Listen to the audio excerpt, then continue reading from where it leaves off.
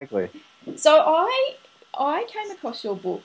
I don't know how I actually came. I think you must have been doing a podcast, and I was like, "Oh, this is really interesting." And I think the thing that really made, I think the reason it really resonated with me when I started to read it was what I had found by being a blogger. I don't know, say 3 or 4 years, is that instead of just posting up my little point of view, it sort of had moved from that to me thinking, well, if I curate this for my customers and pull it all together, it actually is going to be a little bit more valuable than just my point of view. So I went Yep. from just mine to a lot. And then I came across yours, and you actually took it a little bit further than that. And I just wanted you to sort of, explain your concept or how you actually came about writing this book and what the premise is for you.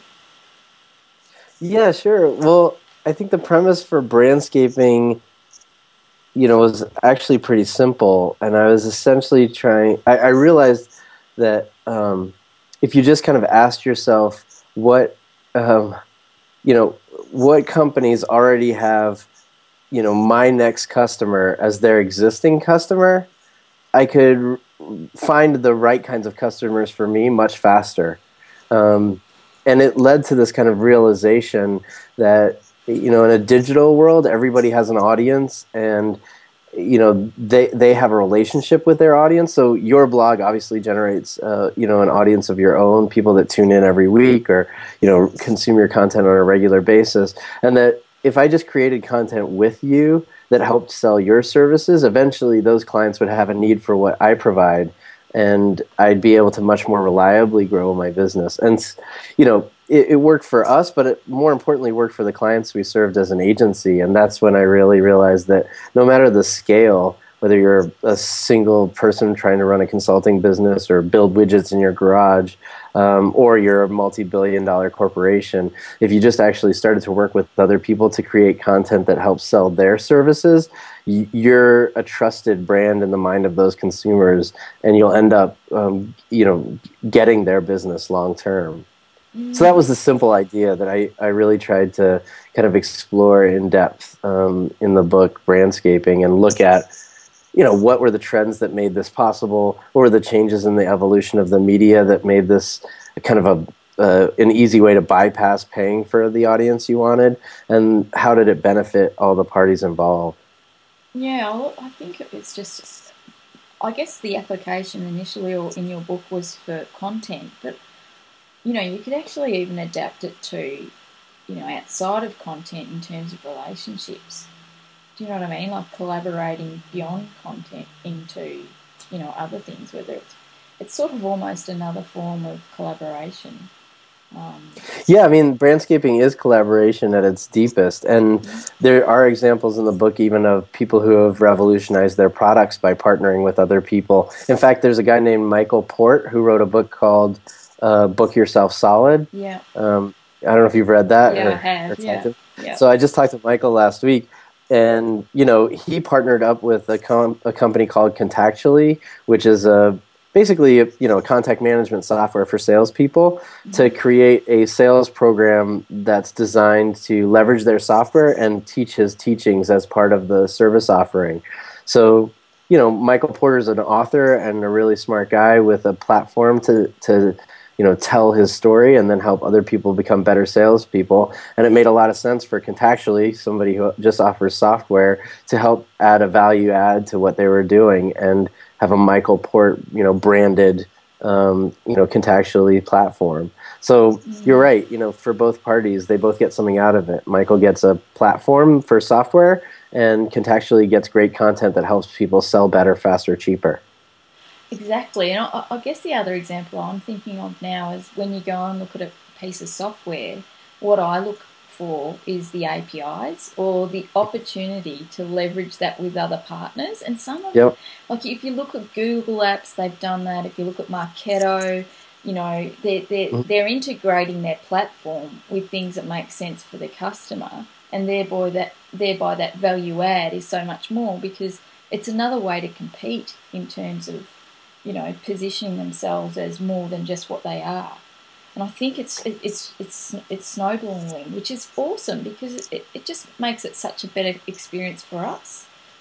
Yeah, yeah. I mean, software is a really wonderful opportunity. I spend a lot of time looking at the evolution of new media platforms, and funnily enough, like I divided it up into 7 phases, but the 7 phases don't really matter. But like, there's these early phases where you're kind of experimenting with a platform, and then there's adoption as the second phase, where people start to adopt the platform, and gestation is essentially where the platform starts to evolve and solidify. And in the gestation phase, companies that have really powerful APIs with deep data integration are much more successful than ones that are closed, because people have ideas about the kinds of things they want to do with the content that's on a platform, or the media that's on a platform, or the information and data that's available through a platform, that really help expand the platform's reach. And that's just another form of a brandscape. When you look at the outcropping of just applications that came out of Twitter or Instagram as two easy examples, you can see thousands of opportunities for brands to partner, and even start new businesses. Instagram is a great example of that. A platform with 1 billion images by April of 2012 already had hundreds of printing companies that were offering you the ability to print your images, like Printstagram or Pop Canvas, or Canvas Pop, sorry. And those businesses wouldn't exist, essentially, without their ability to partner with the platform through an API and deliver a new kind of service. So, I think businesses that are looking for the right kinds of partnerships, and especially deep, long-term partnerships, are the ones that succeed, and make themselves stronger. So can you tell me a bit about? There's a couple of things that I really liked in the book, and one of it was, who really owns your audience. How does a small business sort of start that conversation? Like, what should they be looking for? What questions should they be asking to take themselves on that journey? Well, I mean, I think I think if you focus on building an audience for your business instead of just building customers for your business, you'll be much more successful in the digital world. Because, essentially, the content you create on any digital platform helps kind of build a relationship with the audience you're creating it for. And the first things to do, I think, especially for a small business, are to really think about the audience you already own. And any small business probably has an email list of people they've either, clients they've served, or even friends and family. If you're brand new and you've never had a client, that's okay. That's who you've got to start with. That's your audience. And essentially, you need to focus on creating content, just like a publisher, even just an email form once a week that helps your friends and family, your audience, make their lives better, with the assumption that your business will help them do that, instead of outwardly telling them that your business will make their lives better. You can do a much better job of doing that yourself. I actually have a friend who just started a small business, and her business is essentially, she helps create meals for families that are either too busy to cook at home, or maybe even don't know how to cook very well at home.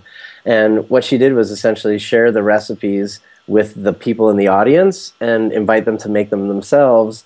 Or if they don't have time, that's okay. I'll make it for you and deliver your dinner on Wednesday or Thursday night. And that's exactly the right kind of mindset. You're giving the recipe away to all the people who want to make this at home, and there's a subset of that audience that realizes, I don't have time to make this, but it sounds really good, and now I know where to get it done.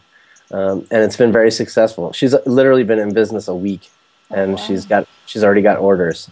So, so that's the kind of thing you need to think about. Who's your audience? What kind of content can you create for them on a regular basis that'll build a relationship with them? And then how can you monetize that long term?